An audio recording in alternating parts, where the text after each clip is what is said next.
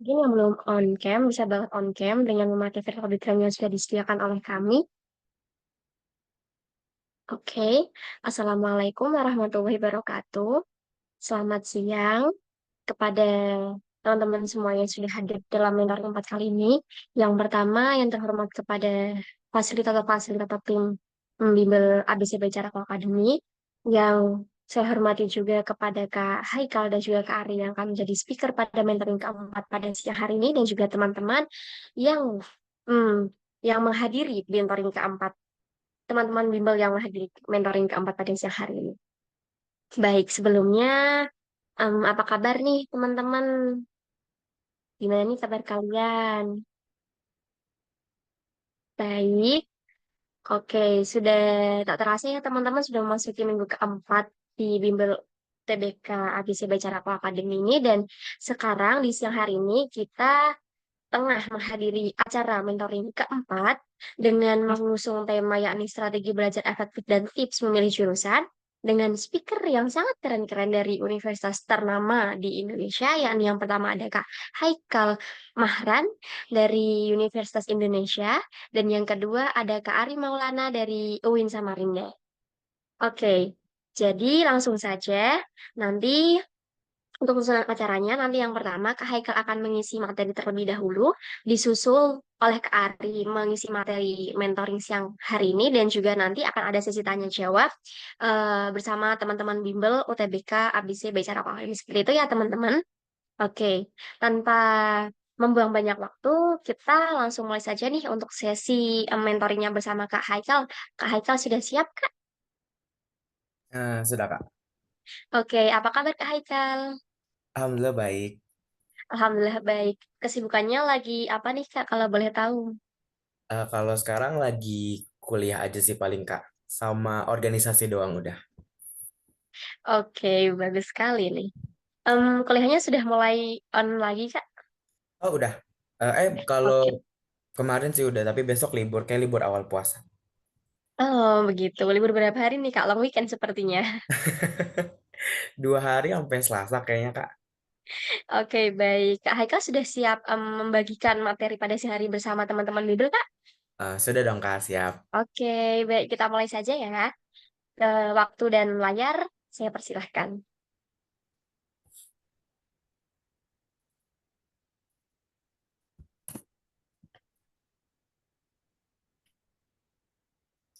Oke, sebelumnya Assalamualaikum, Assalamualaikum warahmatullahi wabarakatuh. Selamat siang teman-teman semua, Kak Niam, Kak Alma, dan ada Kak Lana juga. Selamat siang semuanya. Pada kesempatan kali ini, Alhamdulillah aku dikasih kesempatan buat eh, mentoring nih, buat gimana sih caranya milih PTN dan jurusan impian.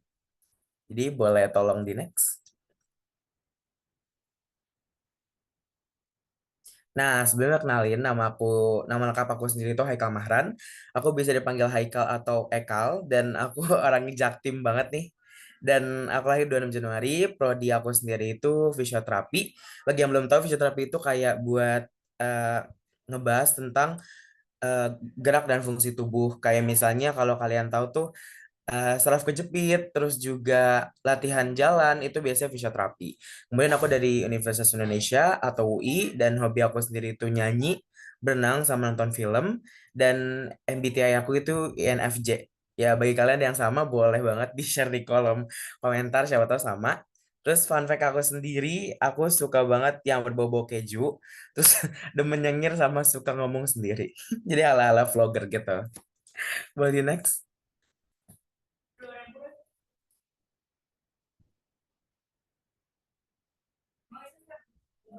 Oke, buat introduction-nya nih, apakah kalian masih bingung dengan jurusan dan universitas kalian yang kalian inginkan? Atau bingung juga gimana cara milih jurusan univ, kayak gimana strategi-strateginya?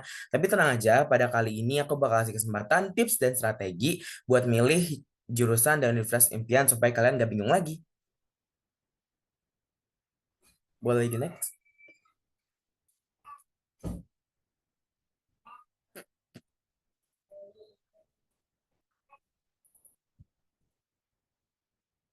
Nah, sebelumnya sama di mentoring sebelumnya maka Caca kan udah pernah dibahas ya sebelumnya caranya adalah kenali minat dan bakat, riset prodi dan universitas, memahami potensi karir masa depan, dan important things to be aware of. Jadi kayak kenalin minat dan bakat tuh kayak kenalin apa yang kita suka, terus juga kita pengennya di mana, kita berbakat di mana, hobi kita di mana.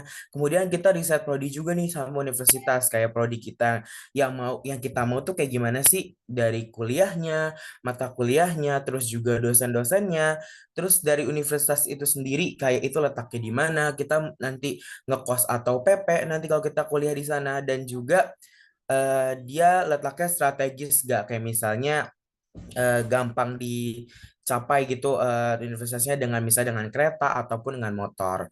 Dan juga kita harus memahami potensi karir dari prodi yang kita mau. Kayak misalnya aku fisioterapi itu kan potensi karirnya jadi fisioterapis ataupun jadi gym trainer, kemudian juga bisa di rumah sakit, dan juga ada beberapa important things to be aware of yang udah dijelasin sebelumnya sama Kak Caca. Itu kayak jangan FOMO, terus juga ikutin kata hati kalian, terus misalnya riset bener-bener juga, jangan ikut-ikutan. Nah, selanjutnya di next slide aku bakal jelasin lebih lanjut, nambah-nambahin sedikit aja gimana cara milih univ dan prodi impian.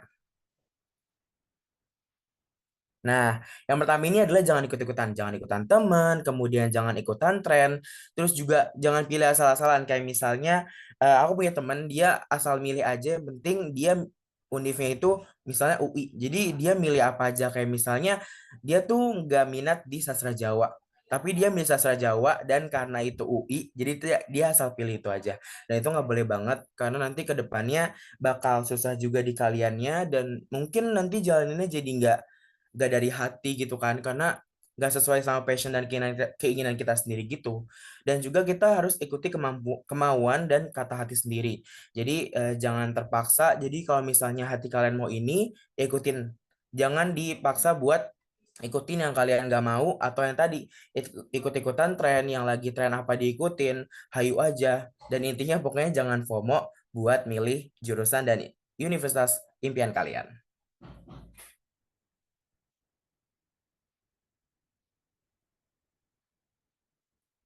Nah, selanjutnya ada tanya langsung. Tanya langsung ini kalian bisa konsultasi ke orang yang dekat dengan kalian dan berpengalaman. Misalnya kayak mau ke akuntansi, kalian harus tanya akuntan yang kalian dekat, ataupun kalian bisa tanya-tanya dengan cutting kalian juga yang di akuntansi, atau mungkin juga bisa ke guru BK. Tapi kan biasanya guru BK agak gimana-gimana gitu ya buat diskusiin. Nah, kalian bisa juga ke alumni ataupun ke teman kalian sendiri, sharing-sharing tentang jurusan juga itu nggak apa-apa banget. Misalnya kalau kalian emang nggak percaya sama guru BK kalian sendiri kayak aku itu kayak riset sendiri di Google atau konsultasi sama guru les aku. Aku dulu les, jadi gua konsultasiin di les. Atau kalian juga bisa konsultasiin di mentor-mentor Caraku Academy ini, yang pastinya nanti bisa ngebantu kalian banget buat milih jurusan dan PTN impian kalian. Dan juga untuk kalian sendirinya itu harus bisa bersikap terbuka dengan saran. Jadi kalau misalnya emang dikasih saran yang setidaknya mendukung atau memotivasi, kalian harus bisa bersikap terbuka dan menerimanya. Oh, kayaknya emang itu bagus deh sarannya buat diri aku sendiri. Dan pokoknya konsultasiin terus sampai kalian benar-benar yakin buat milih jurusan dan universitas impian kalian. Gitu. Boleh di next?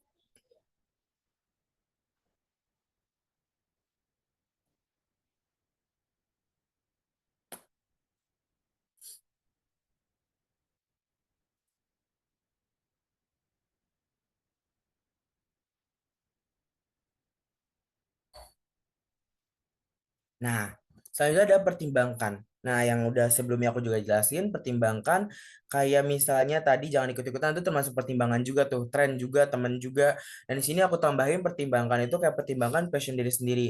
Kayak kalian misalnya ahlinya di musik atau kesehatan atau di pendidikan kayak misalnya biologi, terus juga matematika, itu harus dipertimbangkan banget dan harus tahu, karena kan nanti kita kuliah 4 tahun ke depan ataupun 3 tahun ke depan, kita harus tahu passion kita, dan supaya kita nanti juga di kuliah itu jalaninnya dengan semangat dan nggak stres gitu kan. Maksudnya ya ada stres-stresnya. Tapi kalau misalnya emang passion dan minat sendiri pasti kan kuliah jadi oh enjoy aja gitu kan. Terus yang kedua sekolah asal kayak pertimbangin sekolah asal kalian juga kalau misalnya mau milih. Ini kayaknya khusus buat SNBP deh. Kayak misalnya pertimbangan sekolah asal kalian itu alumninya gimana, terus juga kayak dia masuk top 100 top 1000 nggak top 1000.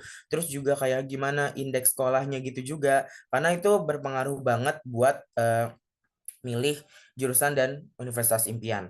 Dan juga pertimbangkan juga jangan lupa biaya kuliah dan kampusnya. Jadi kalau misalnya emang ada keterbatasan dalam biaya kuliah dan kampus, sebenarnya nggak ada sebenarnya kalian bisa cari beasiswa.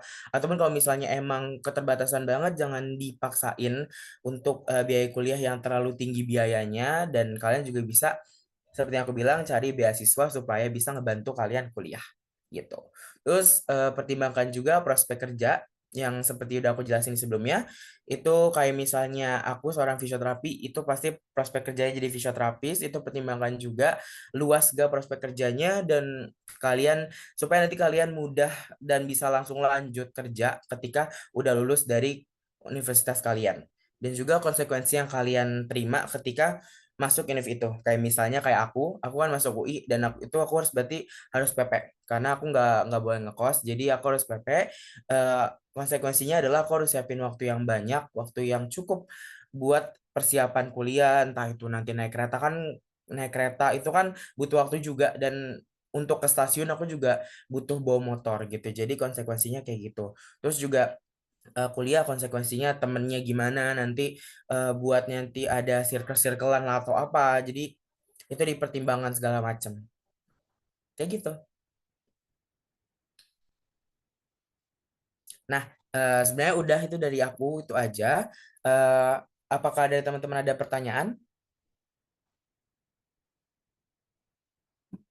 Boleh langsung raise hand kali ya, Kak.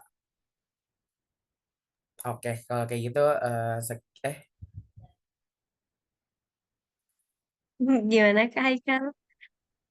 iya aku kalau ada yang mau nanya teman-teman boleh banget raise hand. Ya, ayo dari Nah, teman-teman, nanti barangkali sudah muncul pertanyaan dari teman-teman, boleh banget langsung ditanyakan ke Haikal ya. Kita tunggu 3 menit nih untuk teman-teman raise hand. oke. Tanya apa aja teman-teman boleh banget. Aku terima semua pertanyaan. Ya, betul, boleh banget. Anggap aja sekarang kita lagi sharing session gitu ya, Kak. Betul.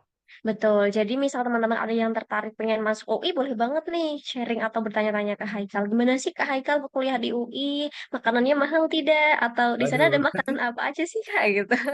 Ih, banyak banget makanan di situ.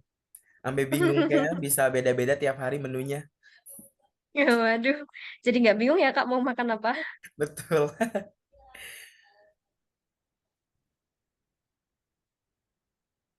Kalau dari teman-teman bimbel masih belum ada pertanyaan yang muncul, nanti kita langsung rapel aja ya Kak sama di sesinya Kak Ari begitu. Boleh, Kak. Aman Kak Aman. Haikal? Aman, Kak. Oke, oke, terima kasih Kak Haikal. Oke, oke, sekian dari aku. Terima kasih teman-teman semua. Kalau kalian misalnya ada pertanyaan yang mungkin nanti munculnya, boleh di IG aku. Thank you. Oke, keren banget bukan materi dari Kak Haikal mengenai beberapa tips yang sudah diberikan mengenai pemilihan jurusan seperti itu. Tadi yang benar-benar di point out tentang jangan ikut-ikutan teman seperti itu karena benar banget. Karena ya realize sekali banyak sekali teman-teman aku sendiri terutama yang ada di UNES tuh tiba-tiba kayak menyesal nih masuk di pendidikan bahasa Inggris apalagi di international class seperti itu. Karena mereka cuma ikut-ikutan aja nih supaya bisa kuliah padahal hal itu sangat tidak dianjurkan ya teman-teman. Jadi pastikan kalian memilih jurusan yang benar-benar passion kalian tuh ada di situ dan kalian tahu nih bagaimana untuk berkembang ke depannya itu akan menjadi seperti apa jika kalian memilih jurusan tersebut. Seperti itu ya teman-teman. Oke, langsung saja kita ke sesi pematerian yang kedua yakni dari Kak Ari. Oke, halo Kak Ari, apa kabar? Suara Kak Ari masih belum masuk kah atau di apa aja ya? Halo, halo. Oh iya, Suaranya ya ada. udah mas. Ya udah ada. Oke, gimana nih Kak Ari kabarnya? Baik, Kak. Kakak sendiri gimana? Alhamdulillah baik. Oke, sudah siap Kak Ari untuk menyampaikan materi di siang hari ini bersama teman-teman? Udah, Kak. Oke, jadi langsung aja ya Kak Ari disampaikan kepada teman-teman bimbel seperti itu. Boleh. Oke, kepada Kak Ari, waktu dan layar saya persilahkan.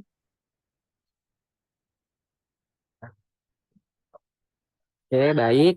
Eh, Bismillahirrahmanirrahim. Assalamualaikum warahmatullahi wabarakatuh. Selamat siang teman-teman semua. Selamat siang juga kakak-kakak Kak Niam, Kak Alma, dan Kak Haikal. Oke, mungkin bisa langsung dari slide pertama kali Kak ya.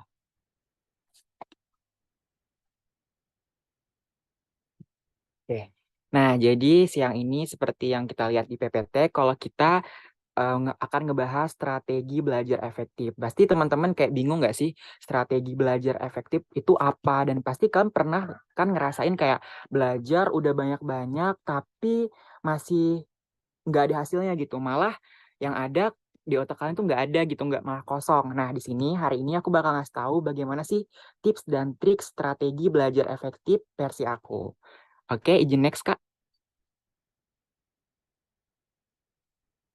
Nah, jadi sebelum kita akan ngebahas apa sih belajar efektif, kita kenalan dulu kali ya. Nah, jadi perkenalkan nama saya Ari Maulana Hatna Saputra. Teman-teman bisa panggil saya Lana. Saya lahir di Samarinda 13 Juli 2003. Nah, jadi buat teman-teman yang mau ke IKN nanti bisa hubungin saya ya, soalnya deket aja ini IKN sama Samarinda. Nah, saya tinggal di saya kuliah di UIN Sultan Aji Muhammad Idris Samarinda, Prodi Perbankan Syariah, Fakultas Ekonomi dan Bisnis Islam semester 6. Nah, di sini ada beberapa pengalaman saya yang saya selama berkuliah akhir-akhir ini. Yang pertama adalah Ketua Dema Febi, Ketua HMJPS, anggota Genbi, brand BA Grab, dan ada juga lomba-lomba yang baru saya ikuti, yaitu juara satu lomba KTI dan juara satu best speaker KTI. Nah, sebenarnya saya tulis pengalaman di sini tuh biar ngasih tahu ke teman-teman. Jadi motivasi bahwasanya selama kalian berkuliah itu nggak hanya tentang akademik, tapi tentang bagaimana teman-teman mencari relasi, mengubah pola pikir teman-teman, dan menambah pengetahuan. Jadi buatlah selagi masih ada waktu, ayo coba sekarang buatlah masa-masa kuliah kalian berwarna. Jadi itu perkenalan singkat dari saya. Mungkin bisa langsung next, Kak. Nah, jadi apa sih belajar efektif itu? Nah, di sini aku menyingkat bahwa belajar yang efektif adalah belajar yang menyenangkan dengan jadwal yang baik tanpa dengan banyak waktu, tapi hasilnya tetap maksimal.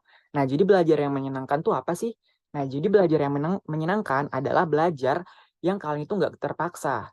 Jadi dengan jadwal yang baik, tanpa banyak memakan waktu, itu akan membuahkan hasil maksimal. Itu yang dikatakan belajar efektif. Oke, Kak, next. Nah, di sini ada tips dan trik strategi belajar efektif versi aku ya, teman-teman. Nah, di sini ada 5 poin, kita akan kupas satu persatu. Yang pertama adalah kenali diri kamu. Nah, bagaimana sih yang dimaksud dengan kenali diri kamu? Kamu harus kenalin dulu kelebihan dan kekuranganmu. Nah, maksudnya kelebihan dan kekurangan adalah pada saat kalian belajar, kalian harus tahu nih, kalian tuh bisanya belajar sampai berapa jam sih dalam sehari? Terus kekurangan kalian ini apa gitu. Contoh misalnya kelebihan, kayaknya saya lebih suka metode belajar mendengarkan deh daripada saya harus membaca. Nah, itu yang saya maksud dari kelebihan dan kekurangan. Jadi kan harus kenalin dulu nih, apa sih kelebihan dan kekurangan kamu dalam untuk mencapai strategi belajar yang efektif.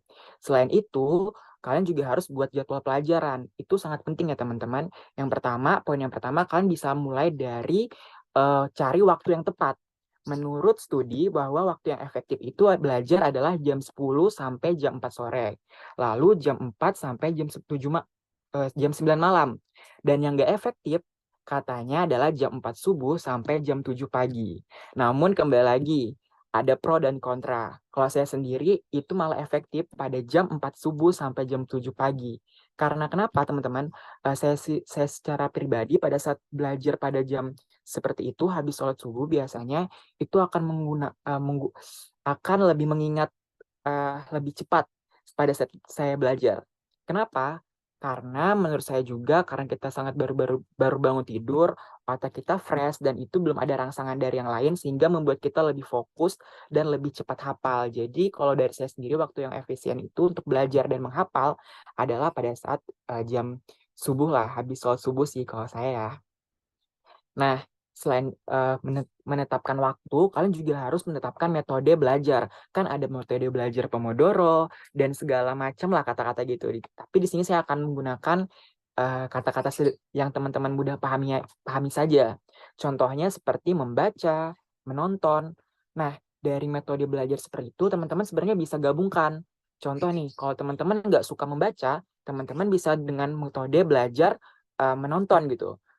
Karena kenapa? Lebih cepat kalian dapat menghafal dan lebih poin-poinnya lebih penting. Namun, kalau kalian dengan metode belajar membaca, itu banyak sekali kata-kata yang kalian dapatkan. Intinya dari metode belajar menonton dan membaca itu ada nilai plus dan minusnya masing-masing. Tinggal dari kaliannya aja. Mau versi belajar apa? Nah, itu poin yang pertama dari kenali dirimu. Dan yang kedua adalah jauhi segala macam distraksi. Nah, masuk dari sini tuh apa sih segala macam distraksi? Nah, kalau kalian teman-teman ingin mencapai strategi yang belajar efektif adalah jauhi segala macam yang mengganggu kalian dalam belajar. Salah satunya adalah handphone. Nah, kalau kalian berpikir, Kak, saya belajarnya pakai handphone, gimana nih? Nah, jadi yang maksudnya distraksi itu adalah aplikasi-aplikasi yang ngeganggu. Contoh nih, kalau saya sendiri pada saat belajar tuh kadang bawaannya pengen main game terus, pengen main ML terus. Nah, jadi pada saat belajar mungkin saya selama ujian gitu saya hapus dulu nih gamenya selama 1 minggu. Nanti kalau udah selesai ujian baru saya download lagi gamenya. Nah, itu tuh salah satu cara menjauhi macam distraksi. Oke, terus yang ketiga adalah jadi orang yang kepo. Nah, buat teman-teman di sini yang punya spek Intel, suka banget kepo-kepoin akun-akun Instagram orang, mending kalian jadi orang kepo untuk kepoin kata-kata baru yang ada di novel, yang ada di buku. Nah, itu teman-teman skill-skill teman-teman kayak gitu tuh kalian tanamin aja tuh untuk belajar. Nah, jadi misalnya nih contoh, kalian ngebaca buku, terus kalian ada salah satu kata yang kalian tuh nggak ngerti, kalian jangan skip. Di situ kalian harus gunakan skill-skill kepo kalian. Kalian searching, kalian cari, apa sih kata yang ini, apa sih kata yang saya nggak tahu. Dengan itu, kosakata kalian itu jauh-jauh lebih banyak kalian dapat. Selain itu, contohnya misalnya nih, kalian ngerjain soal pilihan ganda triot. Kan misalnya, kalau kalian belajar suka banget nih cari-cari tes-tes triot atau segala macam. Contoh, misalnya pilihan ganda. Nomor 1, ibu kota negara Indonesia adalah, jawabannya kan kalian udah pas tahu tuh misalnya Jakarta. Itu tapi ada pilihan gede kayak A Jakarta, B Samarinda, C Bandung. Nah, kalau saya pribadi, saya bakal cari walaupun saya udah tahu jawaban itu Jakarta, saya bakal cari B itu Bandung. Tadi kayak B itu misalnya Bandung. Saya cari Bandung itu apa sih? Ada apa sih di Bandung? Terus terbentuknya kapan? Makanan ciri khasnya kapan? Dan saya juga bakal cari di pilihan C. Misalnya kayak tadi Samarinda. Samarinda tuh apa sih? Dan segala macam. Dan itu akan menambah wawasan kita baru. Serta kalau ada nanti misalnya soal tentang Samarinda, kita nggak usah perlu cari-cari lagi. Saya yakin pasti yang kalian cari di pertanyaan sebelumnya udah pasti terjawab. Nah, itu yang saya maksud jadi orang yang kepo. Terus yang ke poin keempat adalah banyak yang bertanya. Kak, banyak bertanya dengan jadi orang kepo tuh sama kan, Kak? Beda, guys. Jadi kalau jadi orang yang kepo, menurut saya itu kalian mencari sendiri. Dalam konteks belajar ini ya, kalian cari sendiri tuh. Kalau banyak bertanya, itu kalian nanya ke orang karena setiap orang itu mempunyai perspektif yang beda-beda. Jadi itu benar-benar kalian banyak bertanya tuh, wah itu cara yang manjur juga buat kalian mendapatkan informasi. Contoh aja nih, kalian misalnya ngebaca buku A, tapi kan mau ngebaca buku B, tapi nggak ada waktu tuh untuk ngebaca buku B.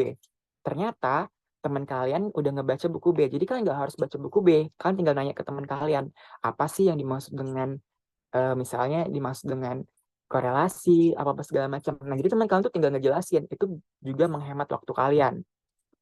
Dari situlah, apa sih banyak bertanya. Saya sendiri jujur, kadang kalau saat berkuliahan, saat pertemuan awal sampai pertemuan ke-14, itu tuh benar-benar kadang nggak semuanya masuk. Tapi dengan saya bertanya ke dosen saya, itu benar-benar dari awal sampai UTS, sampai UAS, saya masih ingat yang saya tanyakan ke dosen saya. Benar-benar nempel guys di otak kalau banyak bertanya itu. Nah, selain banyak bertanya tadi, saya juga ada tips sih sebenarnya. Teman-teman perlu banget ngebaca buku. Kenapa? Karena ngebaca buku tadi itu benar-benar yang bakal ngasih kalian kosakata baru dan benar-benar menghemat hidup kalian. Kenapa saya bilang menghemat hidup kalian? Contoh, kalian ngebaca buku sejarah kan nggak usah deh hidup-hidup ke apa sih zaman lalu gitu. Untuk kembali ke zaman lalu, kalian cuma cukup baca buku aja, kalian bisa ngerasakan vibes di zaman lalu. Itulah yang saya maksud kenapa pentingnya ngebaca buku. Walaupun kalian ngebaca buku itu 1 hari 1 lembar, itu it's okay guys, nggak masalah. Kenapa? Walaupun 1% perubahan kalian, kalau lama-lama itu bakal ngejadi bukit. Kan ada orang bilang sedikit-sedikit lama-lama menjadi bukit. Sama, kalau kalian udah ngelakuin 1% perubahan di hidup kalian, lama-lama itu bakal efeknya gede banget guys. Jangan sampai kalian nggak suka membaca ya. Itu bagus banget, karena penting banget guys literasi itu di zaman sekarang. Karena dengan adanya literasi, kalian lebih public speaking kalian lebih bagus, kalimat kalian lebih tertutur. Makanya dari situlah kalian perlu banget banyak-banyak membaca. Oke, langsung aja ke terakhir, yaitu adalah bagikan ilmu yang kalian punya. Kalau di poin 4 tadi, kalian sebagai yang target, orang sebagai pelakunya, sekarang kalian pelakunya. Kalian yang ngasih ilmu ke teman-teman kalian gitu. Tapi kan Kak, kalau saya ngasih ilmu nanti teman saya yang pintar. Oh, nggak gitu guys konteksnya. Kalau kalian emang niatnya bagus dan segala macam, ilmu itu kalau segi dalam agama menurut saya di UIN, kalau semakin kalian menyebarkan ilmu ke orang-orang banyak, ilmu kan nggak habis guys kayak uang. Itu pahala kalian kan banyak banyak banget. Contoh kayak kita nih, kita ngasih ilmu, saya ngasih ilmu ke teman-teman. Teman-teman nanti ceritain nih, tadi saya habis mentor bicara Ko Academy, katanya cara belajar efektif itu kayak gini loh, segala macam. Itu bakal kesampaian ke banyak orang, dan itu pahalanya ke kita. Itu kalau segi dalam agama ya guys. Tapi emang bener banget, kenapa bagikan ilmu yang kalian punya tanpa kalian sadari, dengan kalian cerita ke teman kalian, oh saya tadi habis baca buku penjajahan Belanda loh. Kalian cerita nih ke teman kalian. Nah itu tuh tanpa kalian sadari kalian udah paham materi yang kalian butuhkan. Maka dari itu bagikan ilmu yang kalian punya itu sangat penting juga dalam versi strategi belajar efektif ala saya gitu. Dan juga selain kalian bagikan ke teman, kalian juga harus punya circle-circle yang frekuensi lah sama teman-teman. Contoh kalian pengen ngerjain tryout kan nanti misalnya ada ujian gitu. Nah, bukan berarti kalian jauhin teman kalian yang sebelumnya. Contoh nih kayak misalnya kan masuk kuliah, teman kalian yang circle biasanya tuh dia emang nggak masuk kuliah, dia lebih pilih kerja. Jadi kan lebih cari, bukan berarti kan nggak teman sama mereka kan, tapi kan lagi cari orang-orang yang sejalur sama kalian pada saat ini. Contoh nih kayak tadi itu kan, jadi kalian carilah circle-circle yang emang belajar tentang kayak gini dan segala macam. Itu berdampak banget guys bagi kalian gitu. Karena kalau kalian contohnya ngelihat teman kalian nih belajar gitu, jadi kalian kayak ngerasa, ih saya juga jadinya pengen belajar deh, nggak jadi pengen malas-malasan. Nah itulah pentingnya ngebuat circle pada saat ujian-ujian kayak gini, circle dalam bentuk konotasi yang positif ya. Nah mungkin itu aja dari saya, tapi ingat ya teman-teman, dari semua ini disclaimer, ini strategi belajar efektif ala saya. Semoga teman-teman suka dan kalau bisa praktekkan lah. Dan kembali lagi jaga kesehatan kalian, itu sangat penting dari semua yang saya katakan tadi. Nah, ini ada kata Lana, ada kata saya sih sebenarnya. Tidak ada proses yang mudah untuk tujuan yang indah, teman-teman. Jadi kalau teman-teman belajar, ngerasa belajarnya lambat, segala macam, proses memang lambat, teman-teman. Tapi pilihan Tuhan pasti tepat. Sekian itu dari saya, Kak. Terima kasih. Oke, terima kasih Kak Lana atas pematerian yang diberikan. Jadi, gimana nih teman-teman? Sudah dapat beberapa tips dan strategi belajar yang efektif dari Kak Lana. Salah satunya tadi ada kenali dirimu ya Kak. Jadi nanti di sini teman-teman tuh harus tahu nih gimana cara teman-teman belajar, gimana cara teman-teman memahami suatu hal tuh kalian harus mengenali diri kalian sendiri seperti itu. Agar apa yang kalian pelajari itu bisa masuk dengan tepat seperti itu ya Kak. Oke, dari teman-teman apakah ada yang ingin ditanyakan? Baik untuk Kak Ari maupun Kak Haikal, boleh banget. Boleh raise hand atau melalui kolom chat juga diperbolehkan. Silahkan teman-teman. Kapan lagi nih?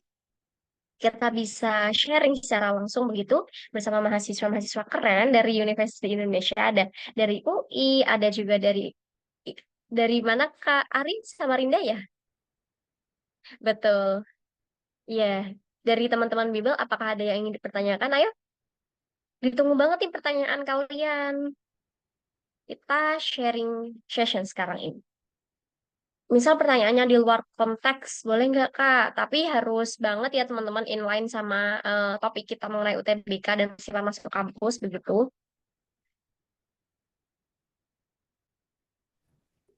Yuk teman-teman ditunggu pertanyaannya. Ada Kak Alia, ada Kak Gaitsa,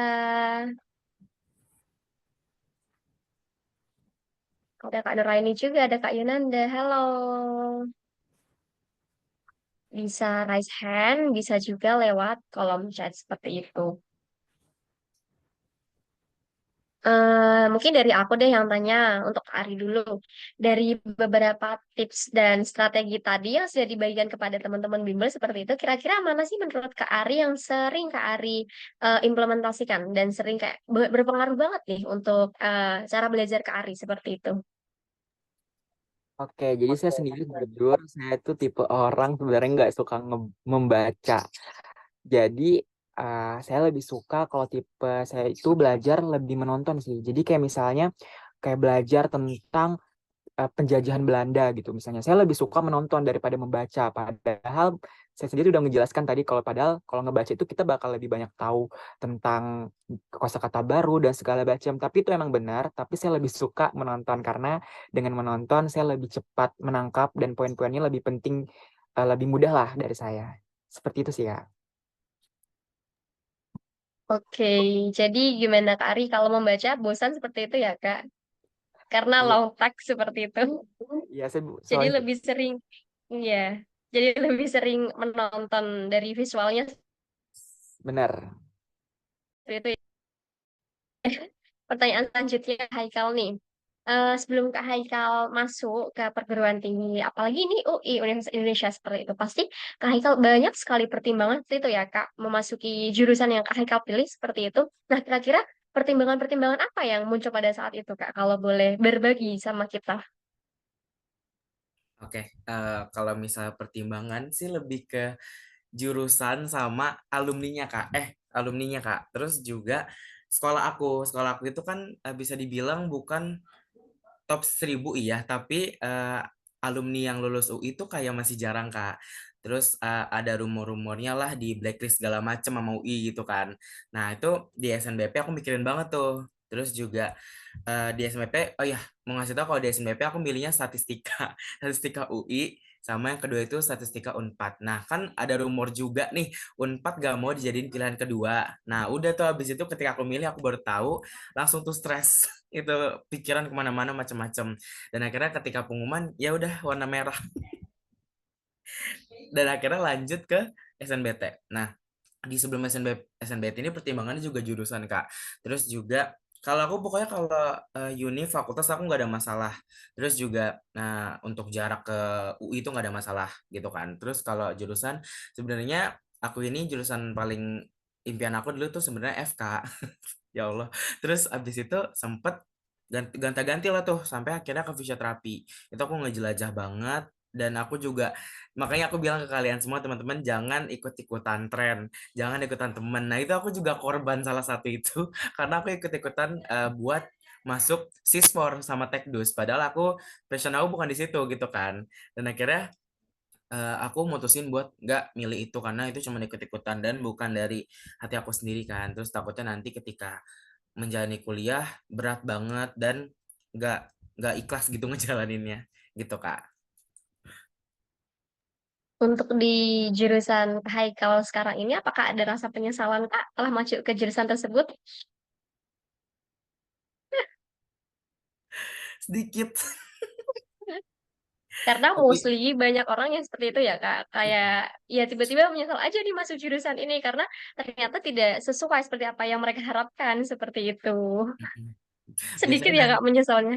iya biasanya nanti Kenapa itu Kak? penyesalan itu di semester 2 biasanya. Iya, biasanya seperti itu. Terus tiba-tiba ini cari informasi gimana sih cara pindah jurusan. Atau nyoba lagi UTBK tahun depan. Untuk ya, baik terima kasih Kak Haikal. Untuk Kak Ari nih, menarik sebenarnya belajar dengan menonton seperti itu ya Kak. Nah, itu kalau kalau boleh tahu nih, belajarnya lewat via apa seperti itu? YouTube atau apa menggunakan apa Kak? Ya di YouTube banget. Misalnya kayak contoh aja, misalnya kayak belajar untuk perkuliahan besok, nggak usah jauh-jauh deh perkuliahan. Misalnya pada saat dulu sekolah, misalnya tentang apa nih besok, saya lebih cari-cari dulu nih di YouTube, cari-cari tentang nggak cuma di satu channel, tapi cari di semua channel yang membahas tentang itu. Jadi dari situ tuh kan kalau misalnya ngebaca tuh kayak benar kata kakak tadi boring. Kalau dengan menonton saya lebih bisa berimajinasi juga, oh kayak gini loh, jadi lebih paham dengan visualnya. Apalagi kan banyak sekali tuh yang kayak youtubers yang membuat konten-konten tentang pelajaran tuh juga lebih menarik. Jadi uh, kayak gitu sih kak dari saya. Nah, tentunya kalau seperti itu kan banyak juga distraksi ya Kak, dengan kayak tiba-tiba muncul nih channel apa buat kayak asik nih ditonton gitu, gimana cara Kak Ari untuk mengantisipasi hal tersebut? Aduh, kalau saya sih pertama YouTube ya pasti beli YouTube Premium dulu sih biar nggak ada iklannya. Itu penting banget sih kak itu, karena cuma kan lagi asik-asik nonton tiba-tiba ada iklan, wah itu kacau banget. Terus kalau kayak gitu sih saya nggak sih kak, biasanya juga langsung kayak mode jangan ganggu, terus mode yang kunci juga tuh jadi nggak bisa ngelihat saran-saran yang lain lah intinya kak, gitu sih dari saya. Oke, wah teman-teman yang bosen nih kalau belajarnya dengan membaca teks-teks panjang atau memahami hal yang seperti itu bosan, bisa nih dicoba cara Kak Ari dengan menonton seperti itu. Tadi juga dikasih tips menghidupkan DND mode ya Kak, jangan ganggu, mode jangan ganggu seperti itu. Dan juga ada satu saran juga nih beli YouTube Premium dari Kak Ari agar agar lebih fokus untuk belajar melewati YouTube seperti itu. Tapi tetap literasi itu penting ya teman-teman. Jadi tetap tumbuhkan budaya membaca. Oke, dari teman-teman apakah ada yang ditanyakan? Malah jadi saya nih yang bertanya-tanya. Teman-teman Halo boleh Kak, banget. halo Kak mau tanya. Iya, Kuliah boleh-boleh. di Siapa ini? Samarinda itu, kuliah di Samarinda itu gimana? Kenapa? Gimana, Kak? Kuliah di Samarinda itu gimana? Boleh cerita dikit? Oh, oke. Jadi mau ini sharing Kak, gimana sih kuliah di Samarinda seperti itu? Mungkin ada fun fact atau apa yang kayak menarik nih untuk dibahas bersama mereka seperti itu, Kak? Oke, boleh jawab kali langsung kayak. Oke, jadi kuliah di Samarinda itu gimana? Ya sama kayak kuliah-kuliah lainnya kali ya. Gimana? Dan FYI saya juga emang orang situ, jadi nggak yang karena misalnya saya di Kalimantan mana terus kuliah di Samarang, nggak. Saya emang orang situ, jadi kuliah juga di sana. Sama sih sebenarnya kayak yang lain-lain gitu. Gitu sih sama ini sih pesan buat teman-teman sebenarnya kalau kalian nggak masuk ke kuliah kalian itu nggak masalah sih. Contoh misalnya kayak saya nih, saya pengen banget masuk kuliah yang ternama di Samarinda. Itu ada. Jadi eh saya ngerasa pada saat itu kalau saya masuk itu saya keren dan segala macam. Nah, itu dibuang banget teman-teman. Kenapa? Jangan jadikan kuliah yang mengkerenkan nama kalian, tapi kalian yang mengkerenkan nama kampus kalian. Contohnya seperti kayak kalian bisa ngikutin lomba dan segala macam. Nah, itu kalian yang ngebawa nama kalian nama kampus kalian keluar. Jadi dimanapun tempat kalian berproses belajar itu nggak ada masalah. Menurut saya selagi kalian pengen mencoba. Itu sih dari saya. Betul banget. Tadi siapa ya yang tanya ya? Baik Kak, terima kasih. Oke, apakah ada yang ditanyakan lagi, Kak, mengenai kuliah di Samarinda? Lebih detail mungkin pertanyaannya tentang apa seperti itu? Udah hutan semua kok. Iya benar banget. Jadi kalian itu jangan apa ya ingin memasuki sebuah universitas yang ternama itu karena almetnya karena wah universitasnya keren jadi aku pengen masuk ke sana itu jangan teman-teman. Jadi pastikan kalian masuk ke kampus impian teman-teman tuh berdasarkan riset teman-teman, berdasarkan apa yang kalian benar-benar targetkan tuh ada di sana seperti itu. Jadi benar-benar penting banget buat riset dan cari tahu tentang jurusan yang teman-teman inginkan di PTN impian seperti itu. Ada lagi pertanyaan? Boleh banget dari Kak Alia, dari Kak Yusron, ayo boleh. Kita sharing bersama.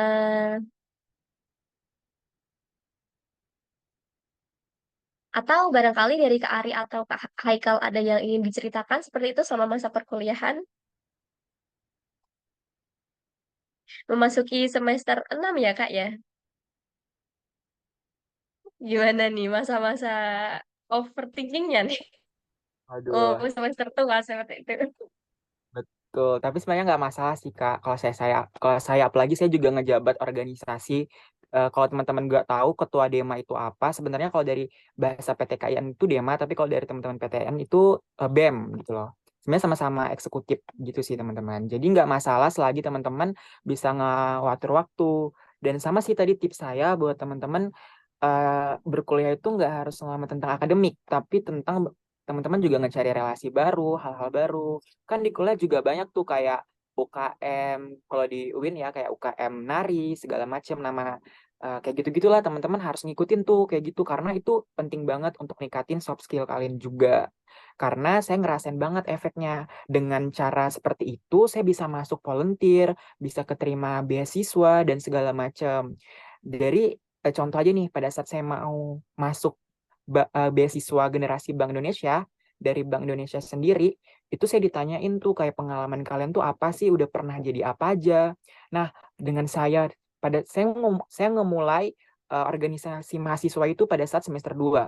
Nah dengan itu saya bisa tahu event-event kampus nggak di dalam kampus tapi juga di luar kampus.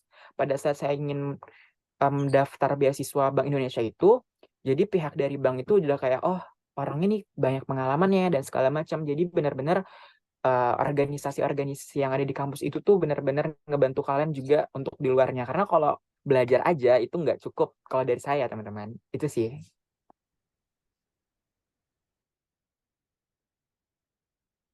Kasih tips itu sama Kari bahwa kita kuliah itu tidak hanya melulu tentang akademik ya Kak, kita bisa juga mengikuti organisasi-organisasi seperti itu. Jadi bisalah meningkatkan skill dan kemampuan teman-teman dalam hal yang berbeda.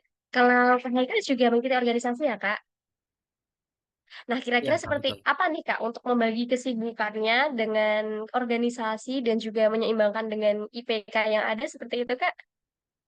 Oke, nah sebelumnya kalau aku mungkin Mas Yusang masih maba kali ya, aku kan baru masuk semester 2. Terus juga aku kalau organisasi, aku masih staff jatuhnya aku tuh di Himpunan Mahasiswa Fisioterapi di Himafis UI. Aku ini staff Biro PSDM. Dari semester 1 udah ikut, istilahnya tuh dia ada magang gitu Kak, magang buat si staff ini. Jadi aku dari staff magang ke staff yang tetap gitu.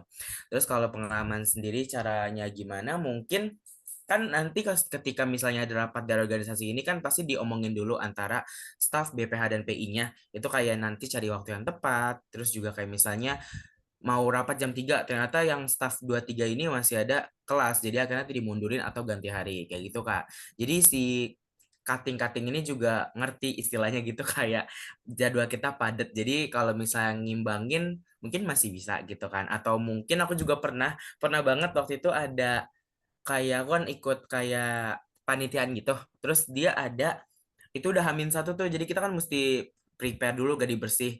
Dan itu kondisinya aku ada kelas. Untungnya online, Kak. Terus juga akhirnya aku sambil kelas lah sampai dibilang temen aku, "Lu ngapain sih, Kal? Udah sih biarin aja tuh kelasnya." Tapi kan aku bilang kayak nggak bisa dong karena kan nanti kalau misalnya ikut ini kelas aku juga nggak masuk ke otak gitu kan. Jadi istilahnya mengimbangi lah gitu. Gitu, Kak. Ya, betul banget. Jadi, FYI sedikit buat teman-teman bimbel, jika nantinya bisa terbayang tentang kehidupan kampus dan teman-teman bimbel. Jadi, tetap fokus kuliah menjadi fokus yang utama, namun teman-teman bimbel boleh banget mengikuti organisasi seperti itu, apalagi di semester-semester awal begitu ya Kak, semester 1 2 itu masa-masa emasnya untuk mengikuti organisasi karena perkuliahan masih terbilang sedikit santai. Kalau nanti masuk semester atas sudah sangat hektik nih gitu. Jadi iya, apa ada tambahan lagi Kak dari Kak Arya atau Kak Haikal sebelum kita tutup sesi mentoring hari ini? Nggak mau tambahin. Ya, boleh. Nanti kita ada ngebahas tentang IPK itu berpengaruh atau enggak gitu ya. Jadi jujur dari alumni-alumni saya itu malah dengan ikut Otmawa, organisasi mahasiswa kampus, itu malah dekat dengan dosen kan. Jadi malah kayak dipermudah gitu skripsinya dan segala macam. Itu dari kalau saya dari Ormawa saya. Bahkan saya itu malah pada saat di awal itu nggak terlalu hektik, pada saya masih pengurus-pengurus biasa gitu loh pas semester 2 itu IP saya semester 2 itu kayak 3,8, 3,7 pada saat semester kemarin pada saat saya menjadi ketua malah 4 gitu loh. Jadi kayak nggak, menurut saya itu nggak berpengaruh banget organisasi itu ke teman-teman gitu, karena itu kembali lagi ke diri kalian. Kalau kalian mikir kan, ih kayaknya ikut organisasi bakal ngebuang-ngebuang waktu, bakal segala macam. Nah, karena itu teman-teman, dengan ikut organisasi kalian bakal bisa nge-manajemen waktu dan segala macam lah, itu intinya. Karena kalau kalian nggak tahu, karena kalau kalian takut nih, takut ikut organisasi, takut segala macam, ingat ya teman-teman, ketakutan itu datang dari ketidaktahuan. Maka dari itu marilah mencoba. Itu sih dari saya, Kak. Sekian, terima kasih. Oke, terima kasih Kak Ari. Dari Kak Haikal, apakah ada tambahan Kak? Mungkin sama kayak Kak Lana, tapi aku mau nambahin aja, ketika di kuliah nanti kalian harus pintar-pintar cari teman dan jangan semua teman ditemenin karena karena itu ada teman yang bermanfaat, ada juga yang benar-benar nusuk dari belakang gitu kan ya. Jadi pintar-pintar cari teman. Kalau bisa dari semester 1 itu udah cari istilahnya circle, tapi ini sebenarnya agak gak baik, tapi baik buat diri kalian sendiri gitu loh, karena kita juga butuh, soalnya pengalaman aku sendiri ada temen aku yang dia temenan ke siapa aja nih gitu kan, terus ketika ada pembagian kelompok dia nggak dipeduliin gitu, jadi eh, yang lain ini udah pada circle-circle lagi tuh, jadi gitu dari aku, pintar-pintar cari teman. Thank you Kak. Oke, oke, terima kasih Kak Haikal. Itu teman-teman udah dapat beberapa tips dan trik dari Kak Ari dan juga Kak Haikal. Namun, tetap satu hal yang fokus sekarang ini yang wajib teman-teman lakukan adalah fokus untuk UTBK. Betul, untuk UTBK mengejar PTN impian teman-teman seperti itu ya. Jadi, ada tadi beberapa tips belajar efektif dan juga tips memilih jurusan dapat kalian teman-teman implementasikan secara real seperti itu. Oke, jadi mungkin untuk sesi mentoring di siang hari ini telah usai. Namun sebelum sesi mentoring kita tutup, kita dokumentasi sebentar boleh? Oke, untuk teman-teman yang bisa on cam, boleh banget on cam ya. Yuk kita dokumentasi sebentar.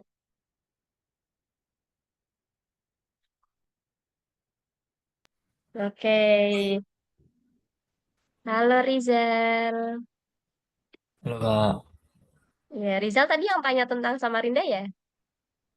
Iya Kak. Saya boleh tanya lebih banyak. Pengen ke Samarinda, Rizal? Kurang nggak tahu Kak. Yuk, yang belum bisa on cam mungkin bisa kasih reaction gitu. Kita dokumentasi sebentar. Oke, bisa dibantu kakak operator? Oke, kita tunggu sampai 14.04 ya untuk teman-teman on cam, barangkali ada yang mau on cam. Rizal dari SMA mana nih? SMA 1 Tayu Kak. Oh, oke. Sudah seberapa siap nih untuk UTBK besok? Berapa persen persiapannya Rizal? 40-an. Wah, sudah lumayan. Oke, waktu sudah menunjukkan 14.04. Kita bisa mulai dokumentasi ya, Kak. Oke, kakak operator bisa tolong dibantu.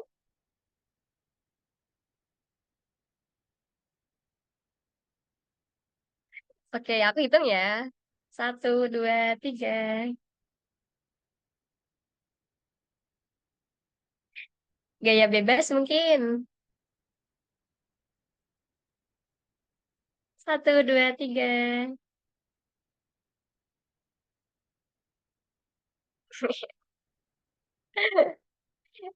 Oke, sudah cukup Kak Niam?